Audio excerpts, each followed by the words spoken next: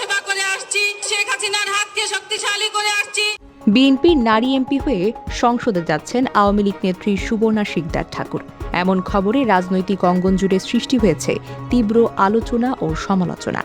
ভিন্ন রাজনৈতিক দলের একজন পদধারী নেত্রীকে বিএনপির সংরক্ষিত নারী আসনের মনোনয়ন তালিকায় অন্তর্ভুক্ত করা নিয়ে সামাজিক যোগাযোগ মাধ্যমেও বইছে প্রতিক্রিয়ার ঝড়।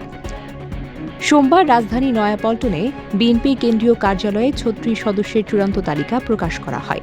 এতে ২০ নম্বর স্থানে রয়েছেন গোপালগঞ্জের কাশিয়ানী উপজেলার আওয়ামী লীগের বন ও পরিবেশ বিষয়ক সম্পাদক সুবর্ণা শিকদার ঠাকুর। আওয়ামী লীগের সক্রিয় রাজনীতির সঙ্গে যুক্ত একজন নেত্রীর বিএনপির মনোনয়ন পাওয়ার ঘটনাটি রাজনৈতিকভাবে যেন ব্যাপক তাৎপর্য তৈরি করেছে। একই তালিকায় ৩৪ নম্বরে রয়েছেন অ্যাডভোকেট মাধবী মার্মা, যিনি আওয়ামী লীগ সরকারের সময়ে সহকারী পাবলিক প্রসিকিউটর হিসেবে দায়িত্ব পালন করেছিলেন। জানা যায়, তিনি ২০০৯ থেকে ২০১৫ সাল পর্যন্ত ওই দায়িত্বে ছিলেন এবং পরবর্তীতে নোটারি পাবলিক হিসেবেও কাজ করেন। ফলে বিএনপির তালিকায় অতীত আওয়ামী ঘনিষ্ঠ ব্যক্তিদের অন্তর্ভুক্তি নিয়েও প্রশ্ন আরও জোরালো হয়েছে।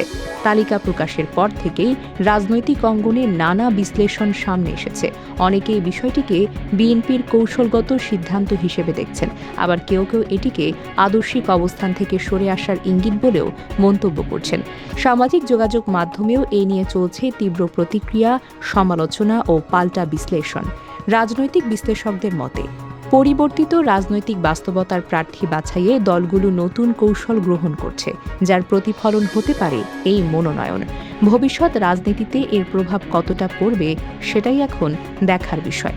উল্লেখ্য, ত্রয়োদশ জাতীয় সংসদের সংরক্ষিত নারী আসনে নির্বাচন অনুষ্ঠিত হবে আগামী ১২ মে।